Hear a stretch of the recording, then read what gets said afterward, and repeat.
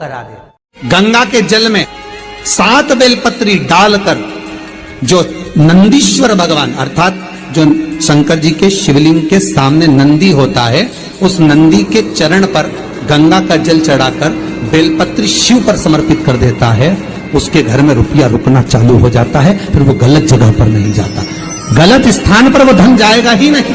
कई लोग इसको धन के लिए भी करते हैं, संपदा के लिए।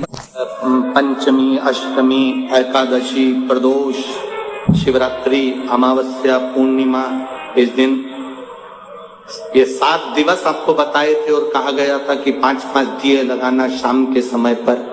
बन सके उन दिए को लंबी बाती का, कौन सी बाती का, जम के बोलो जरा, लंबी बाती का। आपको पहले भी कथा में कहा, लंबी बाती का जो दिया होता है, लंबी बाती का जो दीप होता है, वो दीप हमारे जीवन में वंश की भी वृद्धि करता है। इसलिए हमारे यहाँ पितरों का दिया, देवी जी का दिया, नवरात्रे का दीप, ये सब लंबी बाती के लगते हैं। तो लंबी बाती का जो दीप होता है वो हमारे यहाँ वंश की भी वृद्धि करता है, लक्ष्मी की भी वृद्धि करता है, सुख समृद्धि।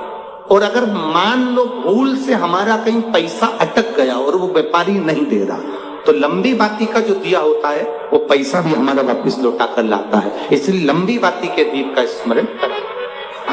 सावन के महीने में जो अधिक मास पड़ता है उसमें अष्टमी, एकादशी, प्रदोष, शिवरात्रि, अमावस्या, पूर्णिमा, ये 7 तिथियां हमारे यहाँ सावन के अधिक मास का जो संजोग होता है, इसमें ये 7 तिथियां फिर से का स्मरण कर कर उन दीप को भगवान के सामने प्रज्वलित कर कर 5 दिए इन तिथियों में, पंचमी, अष्टमी, एकादशी, प्रदोष, शिवरात्रि, अमावस्या और पूर्णिमा, जो सावन के महीने में अधिक मास पड़ता है, उसमें ये 7 तिथियों पर जो 5 दीप भगवान के सामने प्रज्वलित कर कर अपने दरवाजे के पास में बाहर की ओर रख देता है, उसके घर में कभी रोग, बीमारी और लक्ष्मी की कोई कमती नहीं होती, उसका जीवन सार्थक हो जाता है। पर सावन के महीने में अधिक मास के संजोग पर ही होता है।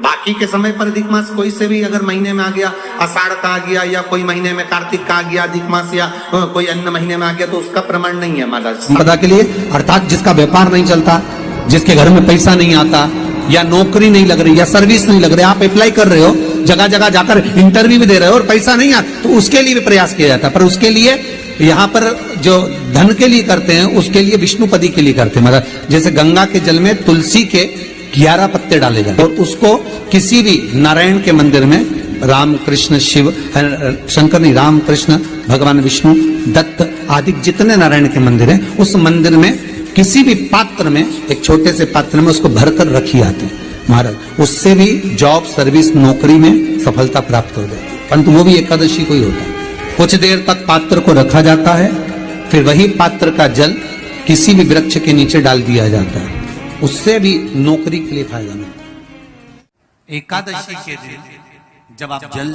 शंकर को चढ़ाने तो रोज ही जाते हैं। जब एकादशी का दिन रहे और शंकर जी के मंदिर में आप जल समर्पित करें, तो 3 बार मुख से स्वधा स्वधा स्वधा या स्वधा स्तोत्र का पाठ, जिसमें 12 श्लोक।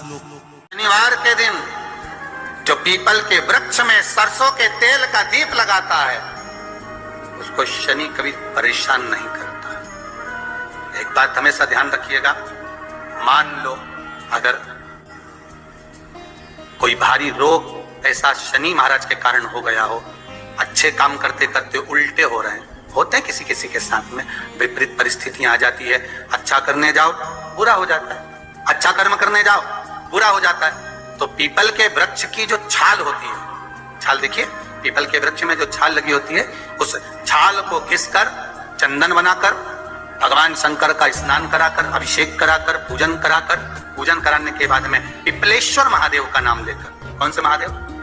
पिपलेश्वर महादेव का नाम लेकर वो जो घिसी हुई छाल होती है, उस छाल का तिलक भगवान शंकर को लगा लो और उसी का थोड़ा सा भाग अपने कंठ पर, मस्तक पर लगाना प्रारंभ कर दो। धीरे धीरे जो विपरीत दशा है वो सुधरना प्रारंभ हो जाती है। पर नाम याद रखना, पिपलेश्वर महादेव का। महाराज, शनिवार के दिन अगर शिव की आराधना करी जाए, शनिवार के दिन अगर शंकर को जल चढ़ाया जाए, तो जिंदगी में व्यक्ति की कभी अकाल मृत्यु नहीं होती महाराज।